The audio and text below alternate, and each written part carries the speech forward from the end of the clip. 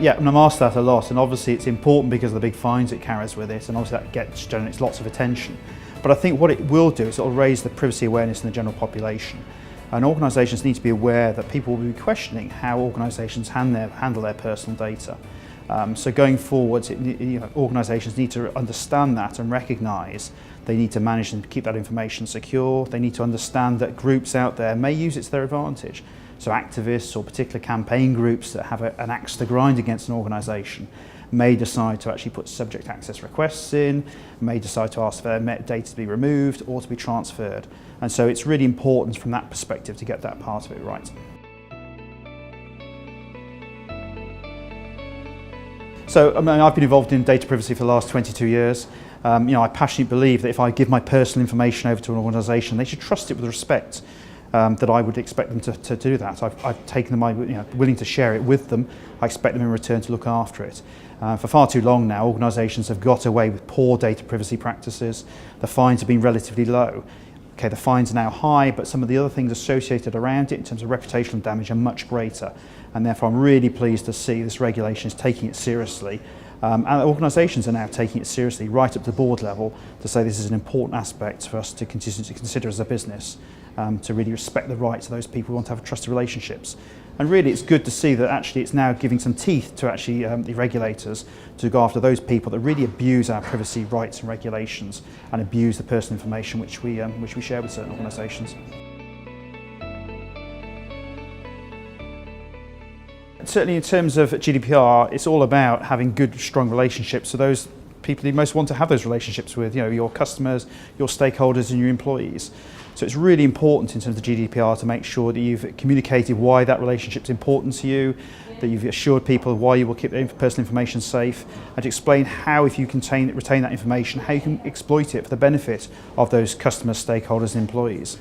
So I think that's a key opportunity for organisations to look at the business opportunities around this and not necessarily just see the compliance downsides of GDPR.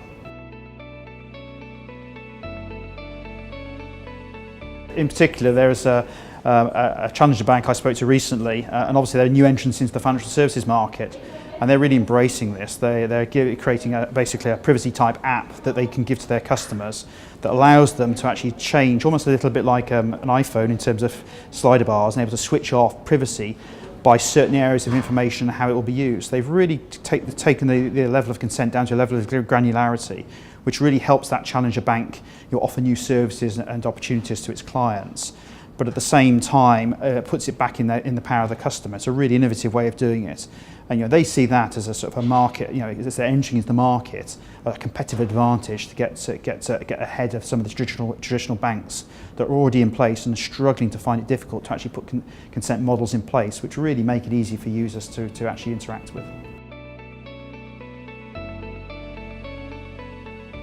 First and foremost, it's actually trying to find out where that information is within the enterprise. It could be widely spread across large organisations, very difficult to try and find in many different formats. But not only that, it's obviously thinking about where it sits in the supply chain, because obviously your suppliers, along with yourselves, are jointly liable in terms of personal information you hold and process. And so it's thinking about those current suppliers you have, how they hold that information, but also importantly, that all the legacy as well that's gone in the past. So often organisations will retain lots of information and not realise they have it. So a real key thing around it.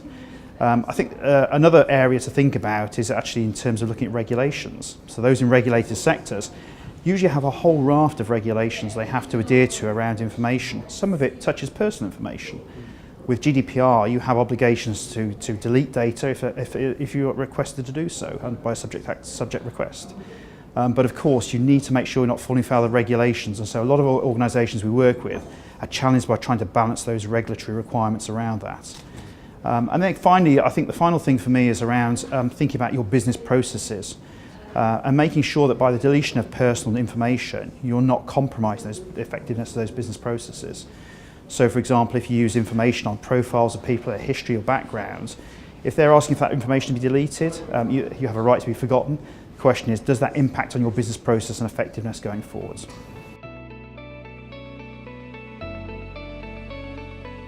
The first thing I would say was don't panic. There's still plenty of time until the regulation comes into force. I would say look at it on a risk-based approach. Where are those key areas where you hold personal sensitive information?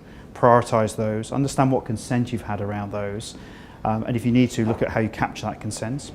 Second thing I would suggest is obviously to look at your third-party supplier contracts. We're certainly experiencing at the moment a number of organisations which are struggling with those third-party providers, especially when they're overseas as well. So although they're jointly liable, they may not feel the same obligation because they don't sit within the European Union that the regulation may apply to them. So organisations are really struggling with their commercial relationships and contractual relationships with third-party suppliers. So I'd say really look at that quickly, understand exactly what those terms are, and negotiate now, nice and early, in terms of what you require to actually be done around the change of those contracts, because that can be quite a lengthy process. And the third thing I would suggest is communication. And communication, obviously important to actually communicate internally with your staff and your stake within your organisation, because they can be absolutely fundamental in making sure you don't get a GDPR breach. It's not all about technology, but also communicate to the clients and customers you have to explain to them how you're taking GDPR seriously, what measures you're putting in place, just to help them, encourage them to actually want to share and opt in and to give their approval to use their personal information.